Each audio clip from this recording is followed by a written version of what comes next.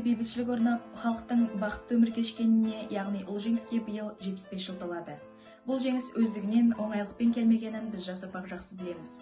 Жеңіске ата-әкелеріміз бен аға-апаларымыздың жанқиярлығы мен қайсарлығының, халықтар бірлігінің нәтижесінде қол жетті. Мен майдангер атам Сардарбек қайтыс болғанда 4 жаста екенмін. Сондықтан атамның өз аузынан әңгімелерін, өсиет сөздерін тыңдап тәлім алу мүмкіндігі болған жоқ. Есесіне отбасымызда, әулетімізде кеше отанына аттандап, ұран салғанда жастайынан қолына қару алып, қатарластарымен қанды қырғынға қатысқан атам Сардарбектің, оның замандастарының ерліктерін әңгіме етіп отырамыз. Мен атамның атын өзіме фамилия етіп алған немерелерінің алғашқысы екенімді мақтан тұтамын. Кеудесі орден медальдарға толып, бізге мейірімін төге қарап тұрған үлкен суреті ұрпақтардың әрқайсысының төрінде ілулі. Көнекөз қариялардың айтуына қарағанда, бүгінгі біздің ауылымыз Қызылорда қаласының батыс беткейі іргесінде Талсуат ауылдық округіне қарайтын бірнеше елді мекендердің өзінен кезінде жүздеген адам соғысқа аттанған. Олардың бір қатары майдан даласында жат жерде қалса, енді бірінің хабар-ошары болмады. Бір бөлігі елге аман оралып, бейбіт өмірде еңбекке араласты. Сондай майдангердің бірі соғыс және еңбек ардагері ардақты ұстаз Нұрмағамбетов Сардарбек болатын. Ол 1923 жылы 17 қыркүйекте осы өңірде дүниеге келген еді. Атамның естеліктерінен оның өмір тауқыметін көп көргенін білдім. Жастайынан ата-анадан жетім қалып, өмірге ерте араласқан. Мектеп бітіріп, мұғалім даярлайтын курста оқып жүрген кезде Ұлы Отан соғысы басталып, өзі сұранып 1942 жылдың маусымында 19 жасында соғысқа аттанады.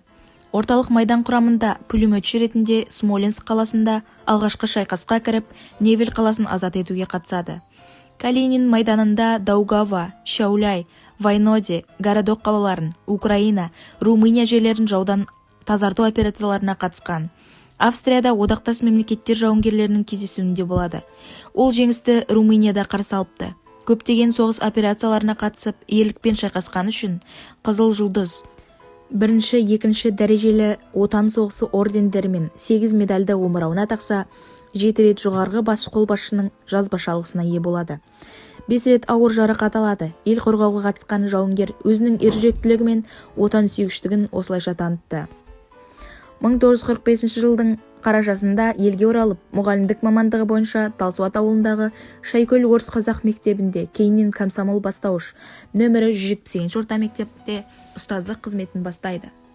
Бейбіт өмірде ол кісі өзінің білімділігі мен іскерлігін, еңбек сүйгіштігін көрсете білгендігін, бірге қызметтес болған әріптестері, тәлім тәрбиесін алған шәкірттері, ұстаздық қызметті мақсат тұтқан ізбасарлары үнемі айтып отырады.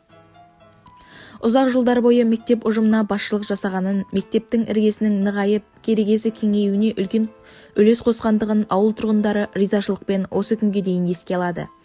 Өзінің тікелей басшылығымен бұрынғы шағын мектеп үйлері салынған болса, кейін кеңейтілген мектепті ашу ол кісінің жоғарғы органдар алдында табанды түрде мәселе қоюы нәтижесінде жүзеге асқан. Мектептің іс тәжірибесі негізінде аз комплектілі мектептерде оқу-тәрбие процесін ұйымдастыру мәселесі бойынша республикалық, облыстық семинарлар өткізілген.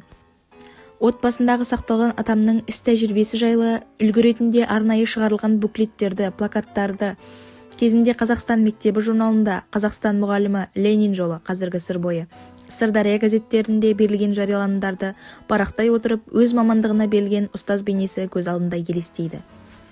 Білім саласындағы ұзақ жылғы табысты еңбегі ескеріліп, Қазақстан Республикасы халық ағарту ісінің үздігі белгісімен, Қазақстан Республикасының президентінің алғыс хатымен, Республика білім министрлігімен бірнеше рет облыстық аудандық білім бөлімінің құрмет грамотасымен марапатталды. Жарты ғасырға жуық ұстаздық еткен атам 1995 жылы құрметті еңбек демалысына шыққанмен, қол қусырып отырмай, мектеп ұжымынан қол үзбей араласып, ізбасарларына ақыл кеңестерін беріп, жеткіншектерге тәлім тәрбие, өнеге үлгі көрсетіп отырған еді. Әсіресе ардагер ағамыздың отан сүю, оны қорғау, адамгершілік, ұлт тарихы, дәстүрі, мәдениеті, тілі, ділі, діні жайлы тартымды әңгімелерді кімде болса қызықтырып, баурап әкететін. Қанды майданда ерлікпен қаза тапқан батыр қыз Мәншүктік жерлеуге қатысқан сол кездегі әскери газет тілшісі, кейіннен атағы мәлім болған жазушы Әзілхан Нұршайықпен кездесулерін аса бір сезіммен әңгімелейтін. Қандай да болмасын, соғыс мейлі жеңген немесе жеңілген жаққа болсын, шексіз қайғы қасірет әкелетін. Сондықтан да еліміздегі бейбіт өмірді, тыныштықты, түсіністікті бағалай білуіміз керектігін айтудан жалықпайтын деп еске алады атаммен әріптес болған Шынар Ахметова апай. Менің атам сонымен қатар ауыл аймақтың тыныс тіршілігіне, ел бірлігі үшін ерінбей атсалысатын. Ауылдық ардагерлер кеңесінің төрағасы ретінде қандай іс болмасын, не мәселе болсын, сол кісінің араласуымен шешімін табушы еді деп, бүгінде бізді көрсе үлкен кісілер еске алып жылы лебізін білдіргенде кеудемдегі ерекше мақтаныш кернейді. Халық ол кісіге сенім артып, бірнеше рет халық депутаттары ауылдық, аудандық кеңестерінің депутаты етіп сайланыпты. 1995 жылы Сырдария ауданының құрметті азаматы атанған. Сардарбек атам мен Жәмилә әжемнен тараған ұрпақ бүгінде әрқайсысы өмірдегі өз орындарын тауып, елге елеулі, халқына қалаулы болып, ол кісілердің аңсаған армандарын жүзеге асыруда.